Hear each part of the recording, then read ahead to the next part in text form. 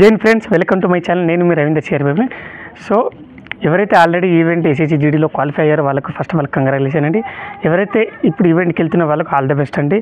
So ఈరోజు topic వచ్చేసిందంటే మన రామగుండం అండి. చాలామంది మనకు ఆస్పిరెంట్స్ మన కామెంట్ చేయడం జరిగింది, అన్న రామగుండం గ్రౌండ్ గురించి చెప్పండి, ఈవెంట్ గురించి ఎట్లా జరుగుతుంది అట్లా ప్రాసెస్ అని. సో సిఐఎస్ఎఫ్ రామగుండం సంబంధించినవండి. మనకు రామగుండంలో సిఐఎస్ఎఫ్ గ్రౌండ్ ఉంది. అందులో డాక్యుమెంట్ వెరిఫికేషన్ గురించి మాట్లాడదామండి ఈరోజు ఈ టాపిక్లో. సో మా గ్రౌండ్ గురించి మళ్ళీ వేరే వీడియో రూపంలో చేస్తాను, మిక్స్ చేయకూడదు. సో డాక్యుమెంట్ వెరిఫికేషన్ గురించి నేను ఆల్రెడీ 2 వీడియోస్ కూడా చేయడం జరిగింది, దయచేసి చూడండి. ఎందుకంటే ఎంత స్ట్రిక్ట్లీ డాక్యుమెంటేషన్ చేస్తున్నారంటే చాలా స్ట్రిక్ట్గా చేస్తున్నారండి రామగుండంలో. సో డాక్యుమెంటేషన్లో కూడా రిజెక్ట్ చేసేస్తున్నారు. సో ఆ విధంగా చేస్తున్నారండి. సో స్టెప్ బై స్టెప్ చెప్తాను. ఫస్ట్ స్టార్టింగ్ మన గేట్ ఎంట్రీ ఉంటుంది. 5 o'clock మనకి వెళ్తాం కదా. సో మార్నింగ్ టైమింగ్ మన రిపోర్టింగ్ టైం 5 o'clock వెళ్ళిన తర్వాత గేట్ ఎంట్రీలో మనకు అడ్మిట్ కార్డు, ఆధార్ కార్డు 2 చూపించాలండి. అంటే అడ్మిట్ కార్డులో ఉన్న Aadhaar card name, date of birth మన ఆధార్ కార్డులో కూడా ఉండాలి కాబట్టి. సో చూపించిన తర్వాత లోపల అలో చేసేస్తారు. దాని తర్వాత వచ్చేసి రన్నింగ్ స్టార్ట్ చేయక ముందు మనకు original Aadhaar card, admit card తీసేసుకుంటారు. ఆధార్ కార్డ్ అని అడ్మిట్ కార్డు ఒరిజినల్ తీసేసుకుంటారు. దాని తర్వాత మనకు రన్నింగ్ ఉంటానండి, టీఎస్ పంపించేస్తారు. దాని తర్వాత రన్నింగ్ అయిపోయిన తర్వాత క్వాలిఫై అయిన తర్వాత కొన్ని సెంటర్లు ఎట్లా జరుగుతున్నాయంటే, ఒక్కోసారి ఆ రోజు ఏమైనా డాక్యుమెంటేషన్ ప్రాబ్లం అయ్యి ఏమైనా టెక్నికల్ ఇష్యూ అయ్యి ఏమైనా వస్తే ఏమైనా వర్షాలు పడే ఛాన్స్ ఉంటే డాక్యుమెంటేషన్ ముందే చేసేస్తున్నారు. చేసేసి పేపర్ కర్వే ముందే చేసేసి రన్నింగ్ లేట్గా వేస్తున్నారు. కొన్నిసార్లు రన్నింగ్ తొందర పెట్టడానికి ఛాన్సెస్ ఉన్నాయి అనమాట. తొందర పెడితే మనకే మంచిది. ఓకే, తొందర రన్నింగ్ అయిపోయింది అనుకో, దాని తర్వాత మనకు కావాల్సిన మెయిన్ థింగ్ డాక్యుమెంట్స్ అంటే ఇవి కంపల్సరీ కావాలండి, లేకపోతే రిజిట్ చేస్తున్నారు. దీంట్లో వచ్చేసి టీఎస్ వాళ్ళకు రెసిడెన్సీ సర్టిఫికేట్ యాక్సెప్ట్ చేస్తున్నారు. అంటే డొమిసైల్ అని చెప్పాను కదా. సో డొమిసైల్ లేకపోయినా అయితే టీఎస్ వాళ్ళకి చెప్తాను. ఫస్ట్ టీఎస్ ఏపీ 2 కలిపి చెప్తాను నేను. సో తెలంగాణలో వచ్చేసి ఏంటంటే రెసిడెన్సీ మనకి ఇస్తారనండి తెలంగాణలో. సో రెసిడెన్సీ కూడా యాక్సెప్ట్ చేస్తున్నారు తెలంగాణ వాళ్ళకు రామగుండంలో.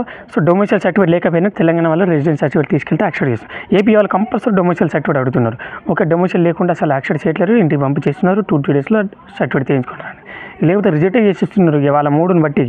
ఓకేనా. నెక్స్ట్ వచ్చేసి ఏంటంటే పక్కా కావాలండి, యాక్సెప్ట్ చేస్తుంటే పక్క డొమిసైల్ ఉంటేనే యాక్సెప్ట్ చేస్తారండి. ఇంకోటి డాక్యుమెంట్ విషయంలోకి వస్తే 10th అండి, inter and Aadhaar card, admit card, state caste, central caste, మళ్ళీ ఎన్సీసీ సంబంధించిన అనెక్జర్ అండ్ ఫొటోస్, ఇవి కంపల్సరీ అండి. ఇది అంత 100%.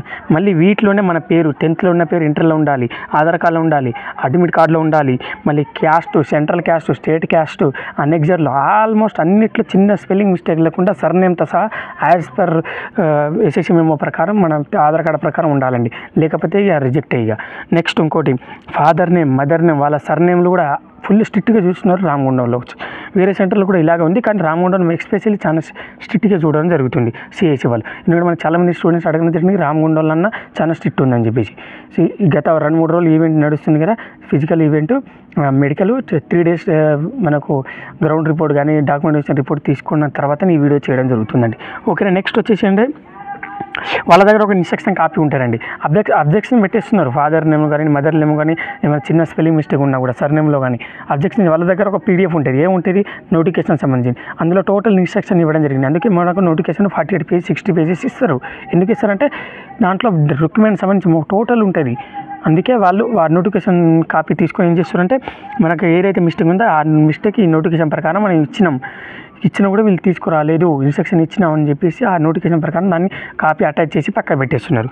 నెక్స్ట్ అక్కడ యాక్చువల్లీ ఏంటంటే 2 tables ఉంటాయండి. ఒక టేబుల్లో ఒకతను కూర్చుంటాడు, ఇంకొతను మేడం ఉంటుంది. సో వాళ్ళు ఏం చేస్తారంటే ఒక పర్సన్ వాళ్ళ పేరు మన క్యాండిడేట్ పేరు చదువుతా అంటే మేడం డాక్యుమెంట్ చెక్ చేస్తారంటే ఇద్దరు చెక్ చేస్తారు. ఒక క్యాండిడేట్కి డాక్యుమెంట్ ఇద్దరు చెక్ దగ్గర 3 hours అంటే 2 నుంచి 3 hours పడుతుందండి డాక్యుమెంట్ చెకింగ్ ఒక క్యాండిడేట్కి. అంటే ఎంత క్షుణ్ణంగా విశ్లేషణ చేస్తున్నారో చూడండి ఒకసారి. ఓకేనా. ఇంకోటి రెసిడెన్స్ కాపీ వచ్చేసి 2024ది 100% యాక్సెప్ట్ చేస్తున్నారు. డొమిసైల్ కూడా ఏదైనా ఆల్ సర్టిఫికేట్స్ అండి, ఆల్ డాక్యుమెంట్స్ 2024 ఉంటే మంచిదండి. 21, 22 యాక్సెప్ట్ చేయట్లేరండి. ఓకేనా. ఇంకోటి లేటెస్ట్ 6 months నేను చెప్పాను, చాలా వరకు చెప్పాను, లేటెస్ట్ 6 months తీసుకోండి చాలా మంచిది అని చెప్పేసి. ఇంకోటి డాక్యుమెంట్స్లో కూడా రిజెక్ట్ చేస్తున్నారు. ఫుల్ స్ట్రిక్ట్ అండి చాలా వరకు. All documents 2024 Ramagundam full strict. Ramagundam విషయానికి వస్తే చాలా స్ట్రిక్ట్ అండి. సో దయచేసి డాక్యుమెంటేషన్ వీడియో చేయడం జరిగింది నేను. సో దయచేసి అది చూడండి. ఏమైనా కామెంట్ ఉంటే ఏమైనా డౌట్లు ఉంటే కామెంట్ చేయండి. నేను తప్పకుండా మీకు అందరికీ రిప్లై ఇస్తున్నాను, జెన్యూన్ రిపోర్ట్ ఇస్తున్నాను. ఓకేనా. జై హింద్.